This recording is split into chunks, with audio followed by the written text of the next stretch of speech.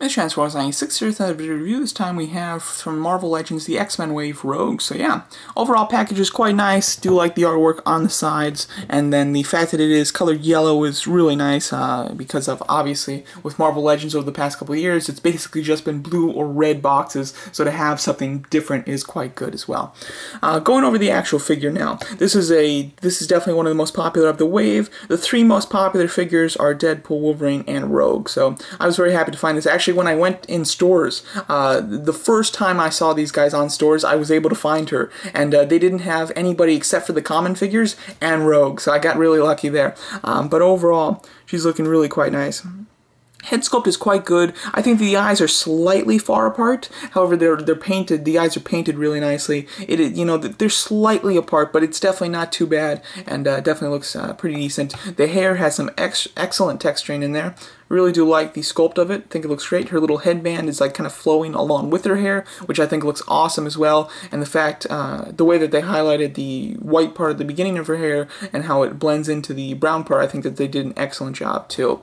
I'm a big fan of the paint on this figure. It has a pretty flat yellow. However, the yellow sometimes can bleed easily, but I really don't see much of bleeding on this figure, which is quite nice. And then the green that she has is a really nice green. It's a darker shade of green that's metallic, which I think just looks awesome.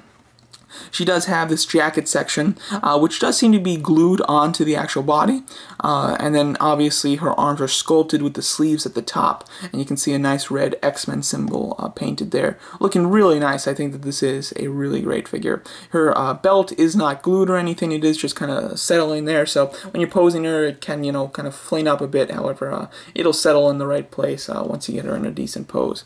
Her legs, these are kind of like interesting little features. I believe that this is how they're supposed to be, where the top section is supposed to be above the knee joint and this bottom ring is supposed to be below it, but the top section is this piece that's attached to the ring, so I believe that that's how you're supposed to do it. The top sections, they stay pretty nicely. However, this bottom section, they do seem to go up quite a bit, which is annoying at some points, but it's nothing too big. As far as paint issues, there is a slight paint issues on mine.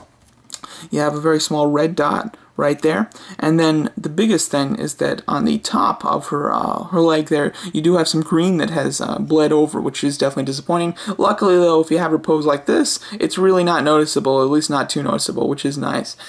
So it is something small that was probably easy to fix. However, it doesn't really get in the way too much. Really do just like the way that her jacket's sculpted. It's really nice. They could have done it too puffy and too big. However, they did it at a perfect size where it just looks excellent, I have to say. And I'm glad they gave her 2 fists. I think that just looks good. She does come with an interchangeable hand though. Let's get that here. What is this? An interchangeable right hand, and it is an ungloved one, obviously, where she can use her powers. The hand that this is Wasp's hand, or at least originated with Wasp. It's a decent hand. However, I would have preferred that they went with the one that came with Beetle, which also comes with the Kitty Pryde from this wave. I think that that's a nice hand. They could have painted this skin color and given it as a replacement. I would have preferred that. I think that hand is just a lot more dramatic, and it can work really nicely. So the hand that she comes with is fine, but I would have preferred the other one instead, I must say. Articulation, really standard, good articulation for Marvel Legends. She has a ball-jointed head, which is not on a hinge. Kitty Pryde from this wave does actually come with a ball-jointed head, which is on a hinge, which is quite impressive. And then, of course, her hair, though, does get in the way. She doesn't really look up. She looks down a pretty decent amount, and then she can look side to side, of course. And the hair doesn't really get in the way too much of looking side to side. She has ball hinge shoulders, hinge swivel elbows, hinge swivel wrists. She has a ball-jointed upper torso, which works really nicely. Ball-jointed hips with a thigh swivel, double hinge knees, and hinge pivoting ankles. The pivots work perfect, although they do tend to go at an angle when you get them far up, so that is kind of disappointing, but it is pretty expected for Marvel Legends figures. Overall, I think that this Rogue figure is excellent. It's obviously done in her really classic-looking costume, which I do like a lot.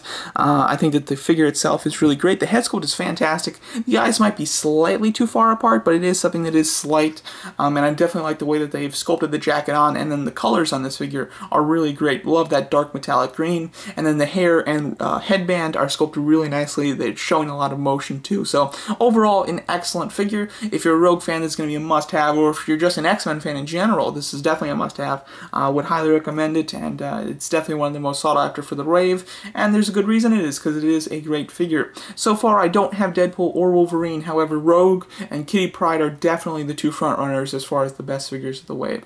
So there you go. That's my review of the Marvel Legends X-Men series Rogue. Thanks so much for watching.